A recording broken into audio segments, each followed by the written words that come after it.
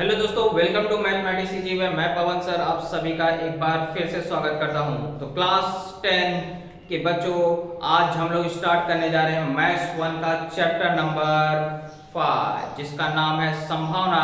अगर देखा जाए तो पूरे अलजेब्रा के चैप्टर में ये जो चैप्टर है आपको सबसे सरल लगने वाला है, क्योंकि ये चैप्टर है ही स्कोरिंग मार्क्स के लिए, क्योंकि इसमें थोड़ी सी ज्ञान की आवश्यकता है। अगर आपको थोड़ा सा ज्ञान है तो आप इस चैप्टर में बहुत ही अच्छा स्कोर कर सकते हैं। यानी कि अगर बोला जाए तो स्कोरिंग चैप्टर है ये, आपके लिए स्कोरिंग चैप्टर है और आप इसमें थोड़ी सी मेहनत कर दीजिए, आपको फुल आउट ऑफ फुल इसमें आपको क्या हो जाएगा, मिल जाएगा। क्योंकि इसके जो हार्ड से हार्ड क्वेश्चन होते हैं वो भी आपको बहुत सरल रहते हैं। ओके, तो इसलिए आपको इस चैप्टर को बहुत अच्छी तरह से समझ जाना है और इसको स्कोर कर लेना है, इसमें ज्यादा से ज्यादा स्कोर करने की पूरी कोशिश करना है। ओके दोस्तों, तो आज हम लोग स्टार्ट करेंगे चैप्टर नंबर 5 जिसका नाम है संभावना, संभाव्यता और पॉसिबिलिटी जिसे बोला जाता है या प्रोबेबिलिटी जिसे बोला जाता है। इस चैप्टर के बारे में हम लोग क्या करेंगे, इस पार्ट में अध्ययन करेंगे। इससे पहले आपको किसी भी क्लास में इससे रिलेटेड कोई भी टॉपिक नहीं पढ़ाया गया है, यानी कि ये सिर्फ आपको क्लास 10th में रखा गया है। इसके बाद 11th में भी रहेगा, 12th में भी रहेगा,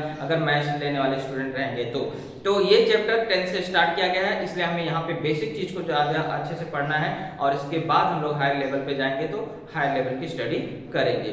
तो आगे बढ़ने से पहले मैं यही कहूंगा कि अगर आपको मैथ्स सीखना है और मैथ्स का डर भगाना है तो मैथ्स से रिलेटेड सभी वीडियो आपको इस चैनल पे मिलेंगे और इस चैनल से जुड़ने के लिए आपको लाल रंग के जो बटन में सब्सक्राइब लिखा है उसे क्लिक कर लीजिए और बेल आइकन में ऑल की बटन प्रेस कर लीजिए। इसके बाद आप किसी भी क्लास का मैथ्स अगर पढ़ना चाहते हैं तो इस वीडियो इस चैनल पर आके आप क्या कर सकते हैं, पढ़ सकते हैं। ओके, और ज़्यादा से ज़्यादा दोस्तों को जोड़ने की कोशिश करिए अगर उनको भी मैथ्स का डर लग रहा है, और यानी कि अगर वीडियो अच्छा लगे तो लाइक भी जरूर करिए। ओके दोस्तों, चलिए स्टार्ट करते हैं हम लोग संभावना। क्लास 10 में संभावना के बारे में आपको क्या दिया गया है, तो यहाँ पे हमें कुछ टॉपिक्स को क्या करना है, पहले कवर करना। संभावना मतलब जैसे आपको बताया गया है कि हम लोग क्या करते हैं कि हमें सत्यता पता होती है, सत्यता का पता होता है कि ये घटना हो सकती है, लेकिन कब होगी, कितने समय में होगी, कितने परिणाम में होगी, ये चीज को हमें अंदाज नहीं रहता है, तो हम वहां पे लगा देते हैं संभावना।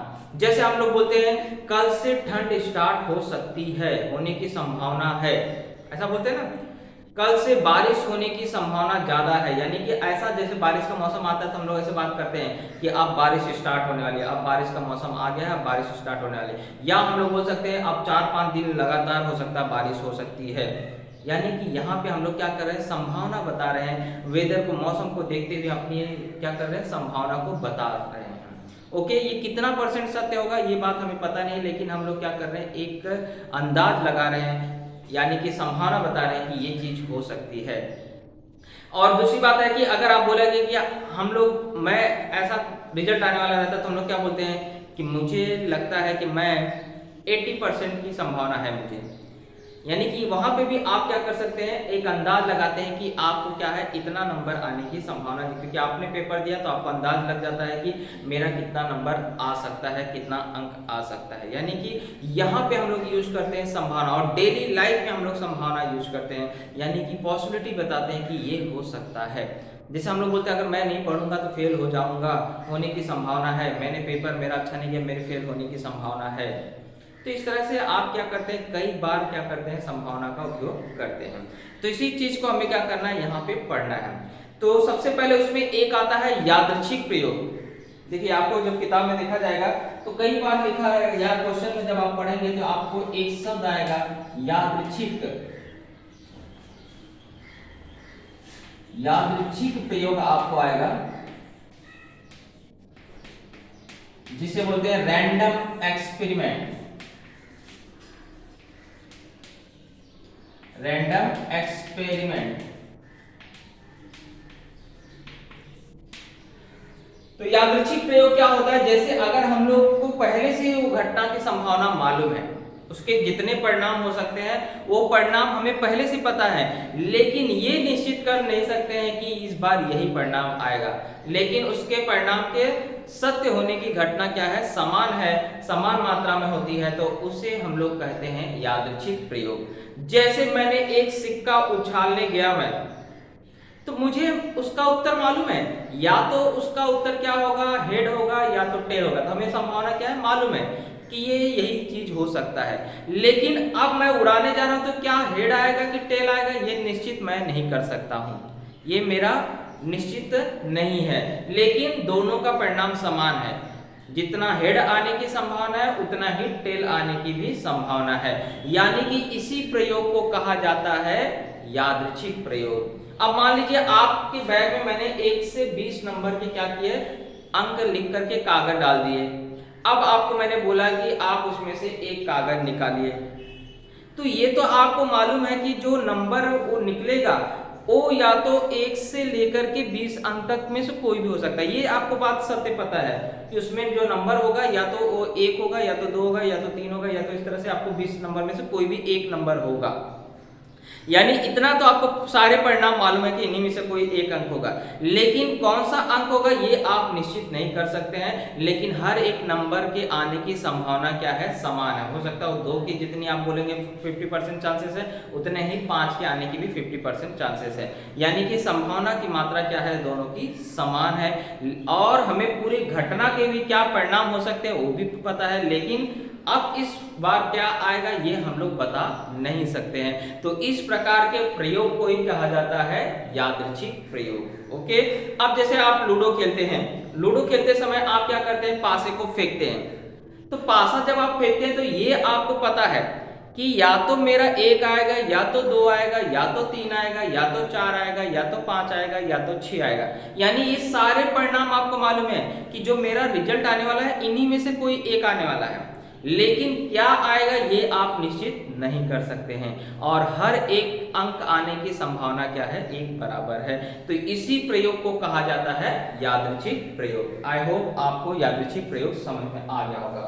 अब इसमें क्या होता है कि जैसे मैंने पासा फेंका तो क्या आ सकता है, 1 आ सकता है, 2 आ सकता है, 3 आ सकता है, 4 आ सकता है, 5 आ सकता है, 6 आ सकता है। तो ये जो अंक है ये उसके क्या कहलाते हैं, परिणामी फल कहलाते हैं, फल कहलाते हैं। यानी कि जो मैं यादृच्छिक प्रयोग कर रहा हूं उसके उत्तर क्या है, इसी को कहा जाता है यादृच्छिक प्रयोग का फल, आउटकम जिसे बोला जाता है इंग्लिश में।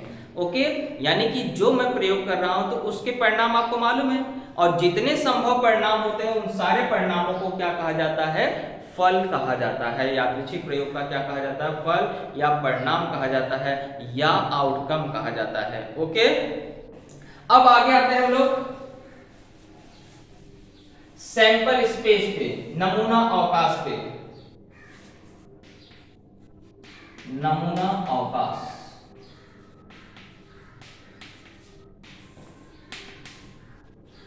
जिसको बोलते हैं सैंपल स्पेस। और सैंपल स्पेस को देखो दो अक्षरों से दर्शाते हैं, या तो एस से दर्शाते हैं या ओमेगा से दर्शाते हैं। ये दोनों, ये ग्रीक अक्षर है ओमेगा, इससे भी हम लोग दर्शाते हैं, या तो एस से दर्शाते हैं। लेकिन आपको पूरे किताब में आपको एस का प्रयोग किया गया है, इसलिए हम लोग यहाँ पे एस का ही प्रयोग करेंगे। नमूना अवकाश होता क्या है, तो जैसे मैंने आपको बताया कि हम लोग कोई भी प्रयोग करते हैं तो उस प्रयोग के जितने भी परिणाम होते हैं वो सारे परिणाम, यानी कि उसमें जैसे मैंने एक सिक्का उछाला तो उसमें क्या आ सकता है, या तो हेड आएगा या तो टेल आएगा, यही दो संभव है। तो इसी आउटकम को ही क्या कहा जाता है, नमूना अवकाश कहा जाता है। उसका क्या कहा जाता है, नमूना अवकाश कहा जाता है। एक पासा मैंने फेंका तो मुझे मालूम है उसमें या तो 1 आएगा, 2 आएगा, या तो 3 आएगा, या तो 4 आएगा, 5 आएगा, या तो 6 आएगा।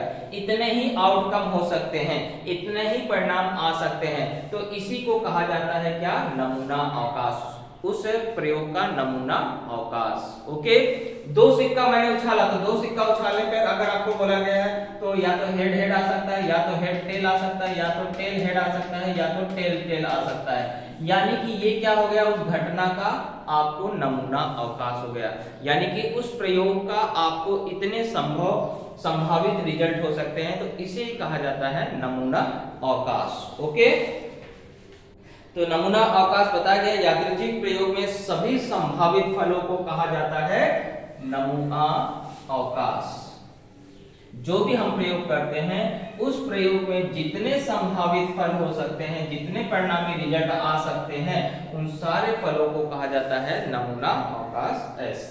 ओके, अब हम लोग क्या करेंगे 5.1 एक्सरसाइज जो है बहुत ही छोटा सा एक्सरसाइज है, उसमें सिर्फ एक एक लाइन में उत्तर लिखते जाना है, इसके बाद हमारा मेन टॉपिक आता है। ओके, तो हम लोग 5.1 को मैं आपको सिर्फ बताते जा रहा हूँ आंसर क्या होगा और आप उसे क्या करते जाएंगे, नोट करते जाएंगे। 5.1 में कुछ है नहीं, आपका एक्सरसाइज 5.1 एक सिर्फ प्रैक्टिस के रूप में दिया गया है। जैसे क्वेश्चन नंबर फर्स्ट में बोला है कि निम्नलिखित प्रत्येक कथनों में कितनी संभावना है, यानी कि आपको पॉसिबिलिटी कितनी है वो बताना है। तो जितने भी घटक रहेंगे उसको क्या करना है, जोड़ के लिख देना है। जैसे वनिता को महाराष्ट्र के लिए निम्नलिखित स्थलों की जानकारी है, उनमें से एक स्थान पे वो मई महीने की छुट्टी में जाने वाली है। तो नाम दिया गया अजंता, महाबलेश्वर, लोहार झील, ताड़ोबा अभयारण्य, आंबोली, रायगढ़, माथेरान, आनंदवन। तो देखा जाए तो यहाँ पे टोटल आपको 8 स्थानों के नाम दिए गए हैं। कितने नाम दिए गए हैं, 8। तो इसकी संभावना कितनी हो गई, 8, यानी कि ये 8 स्थानों पे वो क्या कर सकती है, जा सकती है। इन्हीं 8 स्थानों में से कहीं उसे क्या करना है, जाना है। तो संभावना कितनी हो सकती है, 8। अगर आपसे पूछेगा कि वनिता कहाँ गई, तो आप बोलोगे यहाँ यहाँ यहाँ यहाँ जाने वाली थी, यानी टोटल कितनी संभावनाएं हो गई, 8। उसको 8 स्थान मालूम है, इन्हीं 8 स्थानों में से कहीं एक जगह गई है। तो संभावना कितनी हो सकती है वो आदमी के लिए, 8 स्थान हो गए, यानी कि वो यहाँ यहाँ 8 स्थानों में से किसी एक स्थान पे गई है। तो संभावना कितनी हो गई, 8 जगहों पे वो क्या करेगा, चेक करेगा कि वो वहां गई है या नहीं। तो सेकेंड का उत्तर आपको सप्ताह के एक दिन का यादृच्छिक पद्धति से चुनाव करना। सप्ताह में होते हैं 7 दिन, तो हो सकता है वो जो चुनाव उसने किया हो सकता है सोमवार, हो सकता है मंगलवार, हो सकता है बुधवार, हो सकता है, यानी कि उन 7 दिन में से कोई भी हो सकता है। तो कितनी संभावना हुई, 7। जो उसने दिन का चुनाव किया है, किस दिन का चुनाव किया है, तो उसका रिजल्ट आपको पता है कि उन्हीं 7 में से कोई एक होगा। तो इसका मतलब है उसकी संभावना कितनी हो जाएगी, 7, क्योंकि सप्ताह में कितने दिन होते हैं, टोटल 7 दिन होते हैं। तीसरा बोला है दिए गए चित्र में ताश के पत्तों का एक पत्ता यादृच्छिक पत्ते से चुनाव करना है। यादृच्छिक पद्धति से क्या करना है, चुनाव करना है। तो कुल पत्ते होते कितने हैं, 52, यानी कि अगर वो 52 पत्तों में से एक पत्ता खींच रहा है तो वही 52 पत्तों में से आपको संभावना है ना कि अगर आपको बोलेगा इसमें से कौन सा पत्ता निकलेगा, तो आप बताओगे इस टोटल है 52, इन्हीं 52 पत्तों में से क्या होगा, एक पत्ता निकलेगा, यानी टोटल कितनी संभावना हो सकती है, 52। ओके,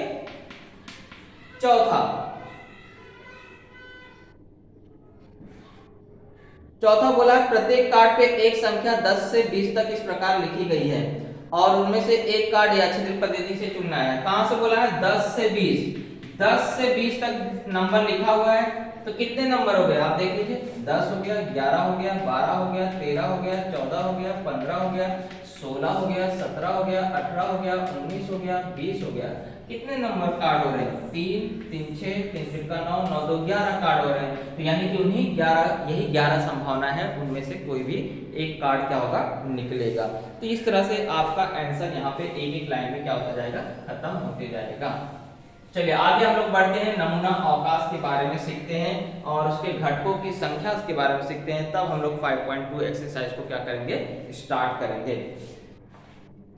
तो नमूना अवकाश मैं बता चुका हूं कि कोई भी जब हम यादृच्छिक प्रयोग करते हैं तो उसके जितने भी संभावित परिणाम हैं उन्हीं को कहा जाता है नमूना अवकाश। और नमूना अवकाश की जो उसमें अंक घटक लिखे होते हैं उन्हें नमूना अवकाश के घटक कहते हैं। और टोटल जितने नंबर होते हैं उसको किससे दर्शाते हैं, नंबर ऑफ एस, यानी टोटल घटकों की संख्या किससे दर्शाते हैं, नंबर ऑफ एस करके लिखते हैं। तो हम लोग कुछ प्रयोगों के बारे में पढ़ते हैं और उसके नमूना अवकाश जानते हैं। तो सबसे पहला प्रयोग मान लीजिए एक सिक्का उछालने पर, क्योंकि ये आपको हर सवाल में यूज हो सकता है। जब भी एक सिक्का का घटना आएगा तो यही आपको नमूना अवकाश बनाना पड़ेगा। तो एक सिक्का उछालने पर मतलब हम लोग कौन सा प्रयोग करने जा रहे हैं, एक सिक्का उछालने पर। उछालेंगे तो नमूना अवकाश क्या होगा वो हमें तैयार करना है।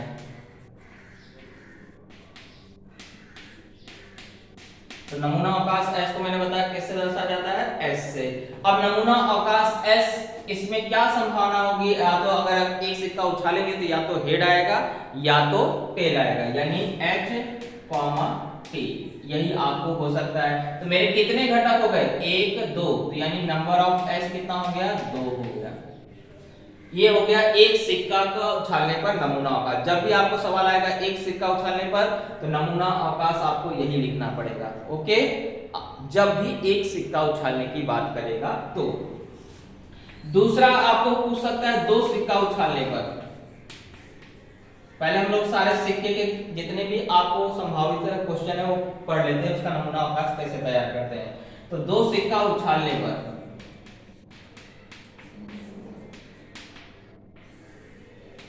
तो जब दो सिक्का उछालेंगे तो नमूना अवकाश एस क्या तैयार होगा उसे हमें पढ़ना है।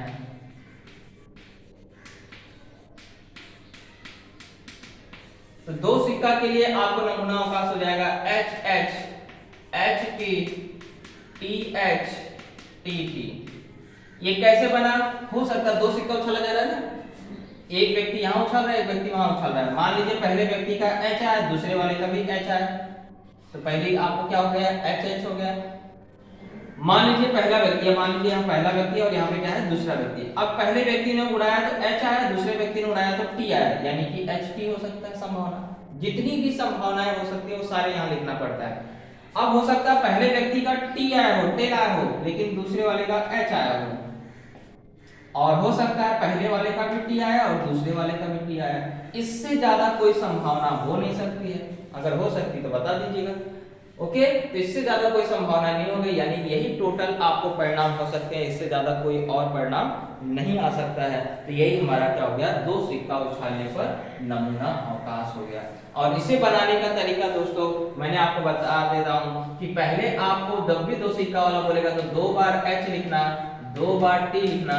सेकेंड टाइम वाले में एक बार एच, एक बार टी, एक बार एच और एक बार टी। इस तरह से नमूना अवकाश उसका तैयार किया जाता है। और ये तरीका अगर आपने पढ़ लिया तो आप कभी नहीं भूलेंगे इसका नमूना अवकाश तैयार करना। चलिए आगे हम लोग देखते हैं नंबर ऑफ एस कितना हो गया टोटल। आप देखें 1 2 3 4 और ये कॉमा लगाना जरूरी है हर घटक के बीच में। ओके, ये समुच्चय वाले पार्ट में आपने 9th में पढ़ा था। तो टोटल घटक कितना हो गए? 4। अब तीसरा हम लोग देते हैं 3 सिक्का उछालने पर।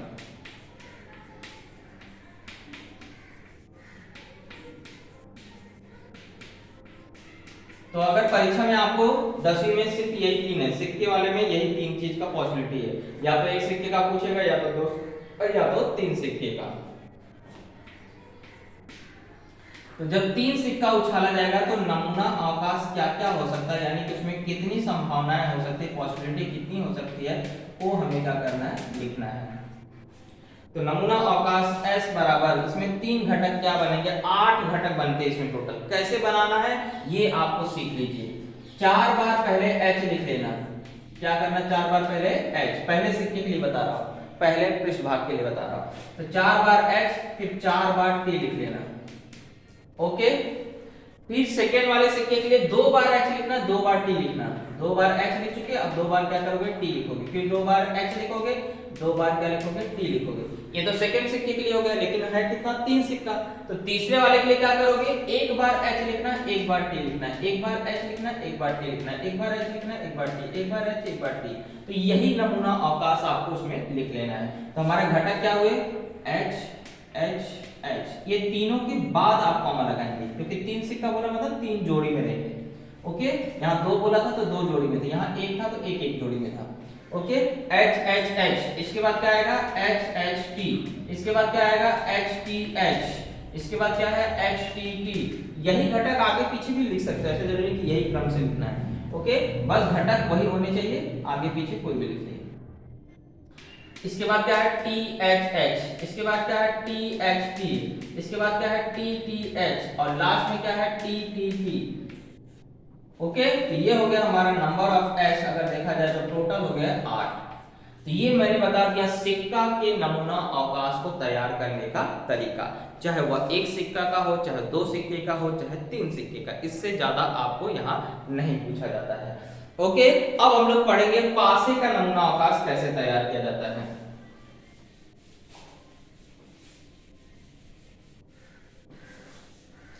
ये चीज इसलिए सिखाई जा रही है क्योंकि आगे के जो क्वेश्चन है अगर उसको हल करना है तो ये सब चीज आपको आना चाहिए।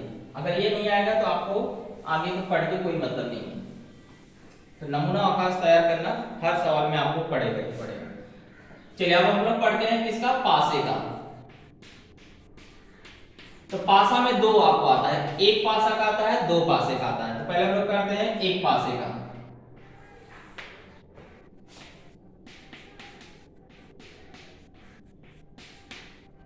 यहां एक पासा का पढ़ते हैं नमूना अवकाश और वहां पे दो पासा का। ओके,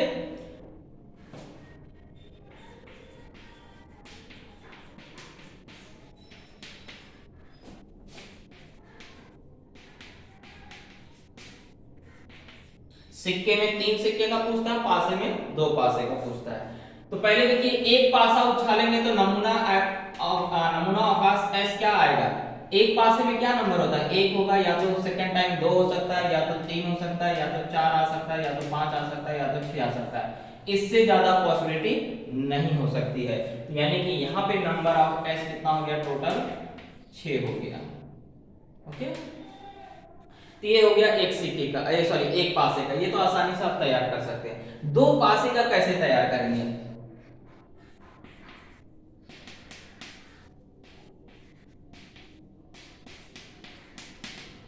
दो पासे का लिए देखिए आपको ध्यान देना है, मैं यहां लिख रहा हूं।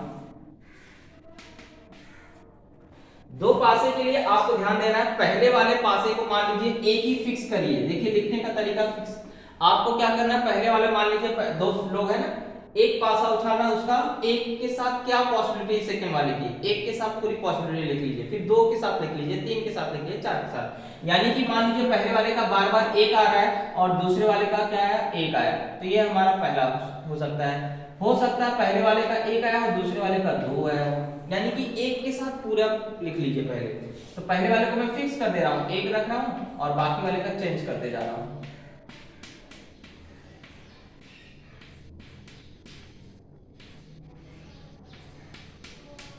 ये हो गया पहले एक नंबर के साथ इतनी पॉसिबिलिटी हो सकती है, यानी पहले वाले को मैंने फिक्स कर दिया, एक के साथ उसके इतने नंबर सेकंड वाले के हो सकते हैं। ऐसे सबका, अब आपने एक के साथ लिख लिया, ऐसे आप दो के साथ लिख लीजिए। तो ये हो सकता है 2,1 आ सकता है, 2,2 आ सकता है, 2,3 आ सकता है, 2,4 आ सकता है, 2,5, 2,6। तीसरे के साथ लिखें 3,1, 3,2, 3,3, 3,4, 3,5, 3,6।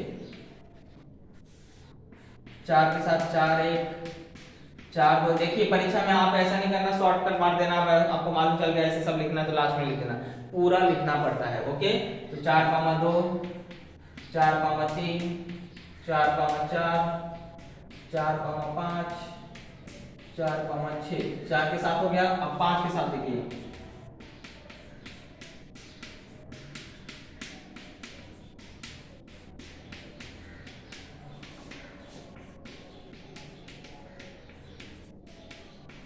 अब 6 के साथ,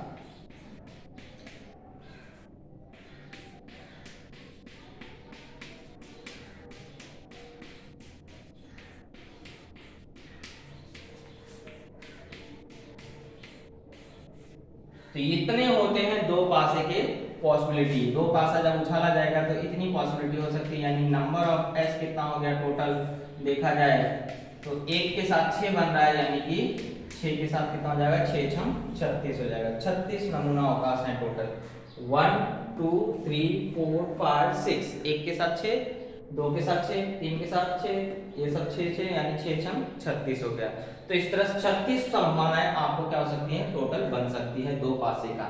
तो ये हुआ पासा उछालने पर नमूना अवकाश, या तो एक पासे का आएगा या तो दो पासे का आएगा। ओके, चलिए बढ़ते हैं आगे की तरफ।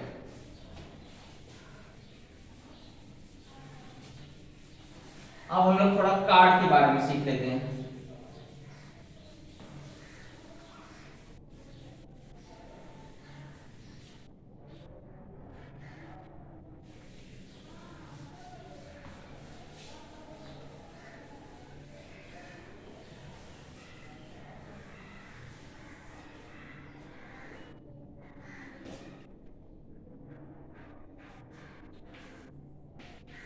कार्ड यानी ताश का पत्ता। इसके में देखिए टोटल कुल पत्ते होते हैं 52। कुल पत्ते कितने होते हैं 52, यानी मैं बोल सकता हूँ नंबर ऑफ एस कितना होता है 52 होता है। तो जब भी आप वहां ताश के लिए नमूना अवकाश नहीं लिखते बैठेंगे, टोटल आप बता देंगे कुल पत्ते 52 होता है, इसलिए नंबर ऑफ एस कितना हो गया 52 हो गया। ओके, अब इसके बाद इस पत्तों के बारे में आपको जानकारी होना चाहिए। तो पत्तों की जानकारी में अगर आपको मैं बता दूं, इस 52 में 26 पत्ते जो होते हैं वो लाल होते हैं,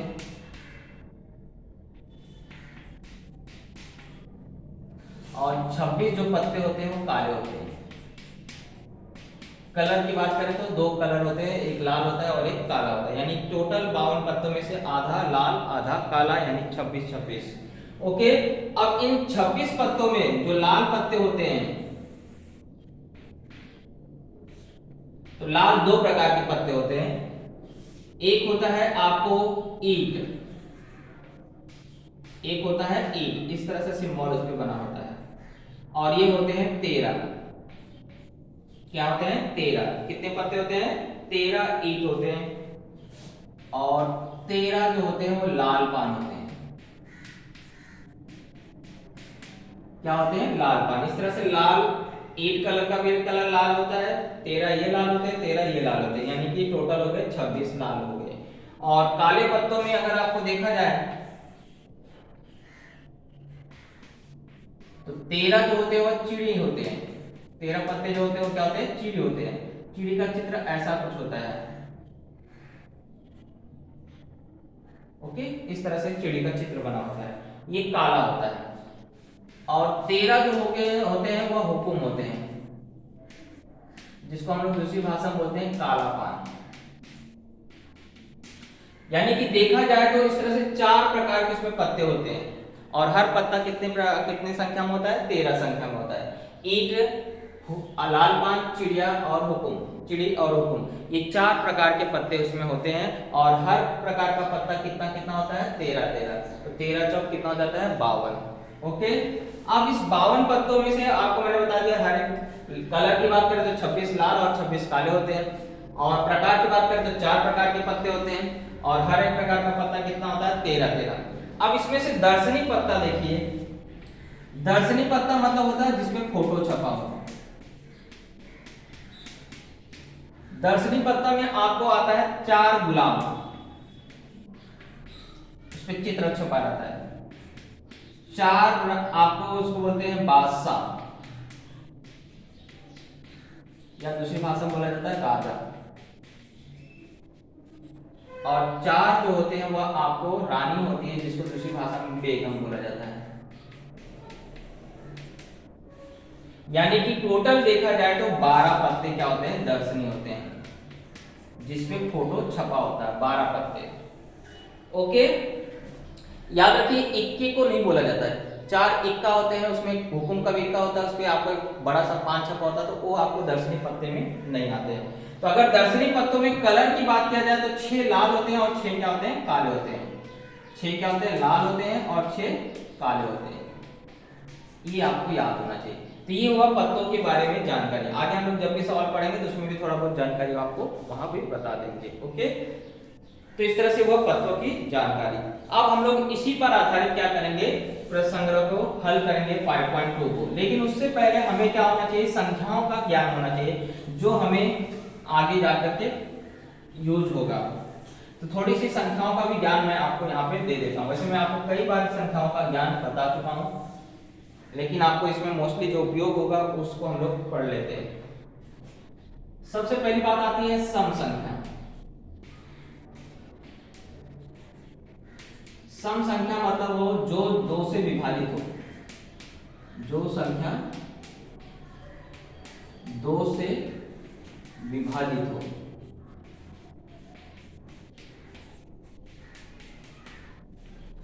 या मैं इसको बोल सकता हूं इकाई अंक में,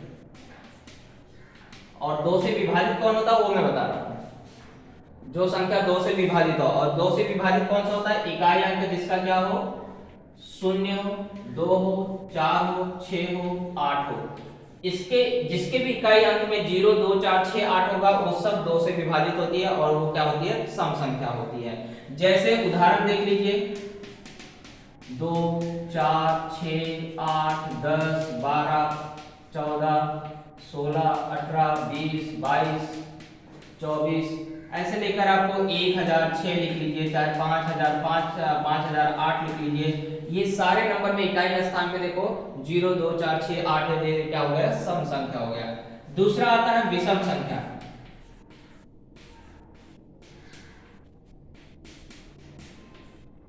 तो विषम संख्या मतलब होता है आपको जो 2 से विभाजित ना हो, जो संख्या 2 से विभाजित ना हो।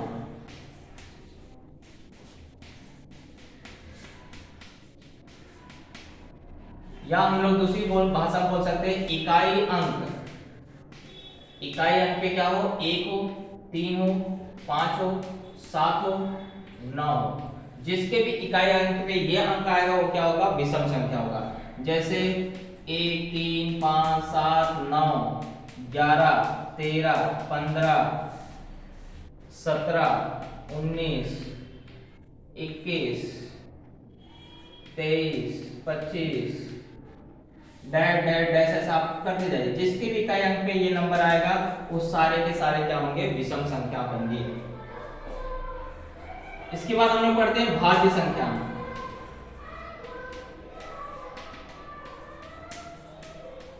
जिस संख्या के 2 से अधिक विभाजक हो, मतलब उसमें आपको 2 से अधिक संख्याओं से क्या हो रही है? विभाजित हो रही है। एक से और वो संख्या को छोड़ करके अगर कोई और भी संख्या उसको तीसरी संख्या अगर उसको विभाजित कर दे रही है तो वह क्या कहलाएगी? आपको भाज्य संख्या कहलाएगी। 2 से अधिक विभाजक हो। ओके, जैसे मान लीजिए आपको 4 में देखो 1 का भाग जाता है, 4 का भी भाग जाता है, लेकिन उसके अलावा 2 का भी भाग जाता है। एक और वही संख्या छोड़ करके भी अगर और किसी संख्या से वह विभाजित होती है, क्योंकि एक जो है कोई भी नंबर 1 से विभाजित हो जाता है तो उसका एक विभाजक 1 होता है, और एक वही नंबर है जो उससे विभाजित हो जाएगा। इन दो को छोड़ करके और किसी अगर किसी पहाड़ी में वो संख्या आ गई या उससे विभाजित हो गई तो वह संख्या क्या कहलाती है? भाज्य कहलाती है। चाहे वो 4 हो, चाहे 6 हो, चाहे वो 8 हो, 9 हो, या आपको 12 हो, 16 हो, 24 हो।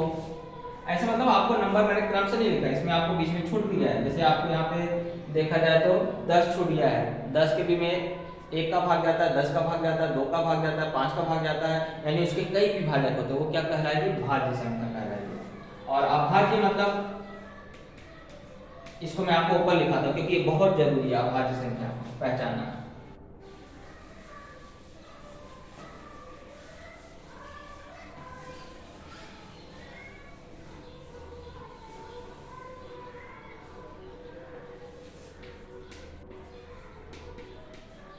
अभाज्य संख्या मैं पूरा आपको लिखा दे रहा हूं। अभाज्य संख्या वैसे मतलब होता है जिसके 2 विभाजक हों, जिसके 2 विभाजक हों, सिर्फ 2, जिसके 2 विभाजक हों उसे कहा जाता है क्या? अभाज्य संख्या। जैसे अब आपको मैं सारा आपको 100 तक लिखा रहा हूं, ये आपको याद होना चाहिए। 100 तक ही मोस्टली यूज होता है। 2 3 5 7 11 13 17 19 23 29 31 37 41 43 47 53 59 61 67 71 73 79, इसके बाद 89 और लास्ट में 97। तो देखिए 25 टोटल अंक होने चाहिए। 1 2 3 4 5 6 7 8 9 10 11 12 13 14 15 16 17 18 19 20 21 22 23 24। एक कोई छूट रहा है? कोई छूट रहा है 83 नहीं लिखा गया है, 83 और बाद में 89। तो इस तरह से टोटल आपको कितने होते हैं? 100 के बीच में 25 होते हैं, इतना याद रखना है। बाकी आपको जरूरी नहीं कि लाइन से हमेशा पूछे, हो सकता है 50 से 60 के बीच में पूछे, हो सकता है 70 से 90 के बीच में पूछे। तो ये नंबर आपको क्या होने चाहिए, याद होने चाहिए। हो सकता है आपको 10 तक की आभास संख्या पूछे, तो ये आभास संख्याएं आपको याद होनी चाहिए। ओके, इसके बाद आता है सम आभास संख्या।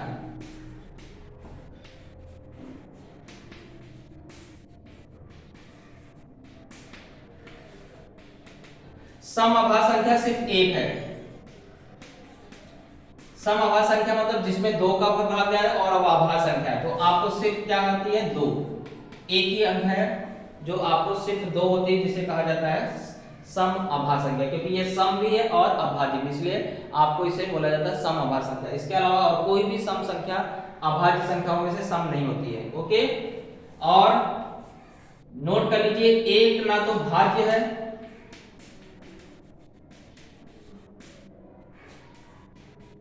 और ना ही अभाज्य है।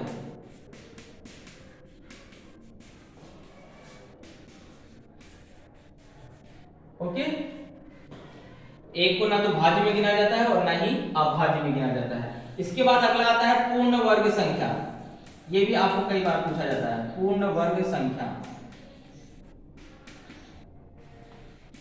पूर्ण वर्ग संख्या का मतलब होता है जो किसी का वर्ग हो, जैसे 1 1 का वर्ग है, 4 2 का वर्ग है, यानी कि आप वर्ग संख्या पहचानिए।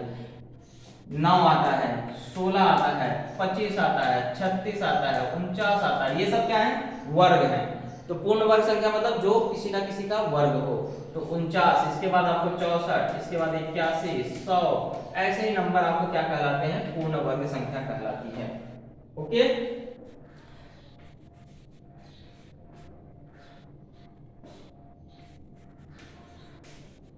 अब हम लोग पढ़ते हैं कम से कम का मतलब।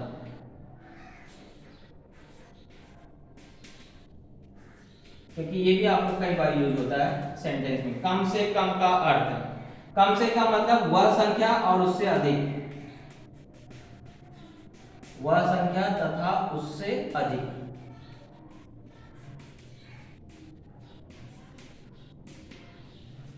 और अधिक से अधिक,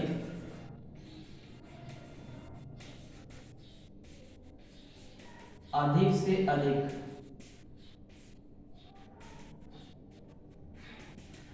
अधिक से अधिक मतलब वह संख्या तथा उससे कम। ओके, तो इतनी चीजों का मीनिंग आपको पता होना चाहिए, तब आप एक्सरसाइज आगे क्या करेंगे, हल कर सकेंगे। और आगे भी कुछ क्वेश्चंस आएंगे तो उसमें भी मैं आपको क्या करूंगा, मीनिंग समझाता रहूंगा कि उसका मीनिंग क्या होता है। लेकिन फिलहाल ये जो आपको थे बहुत जरूरी, इसको मैंने आपको क्या किया, लिखा दिया है। अब मैं देखता हूँ एक्सरसाइज के लिए टाइम बचा है कि नहीं, इसके बाद उसके हिसाब से स्टार्ट करेंगे।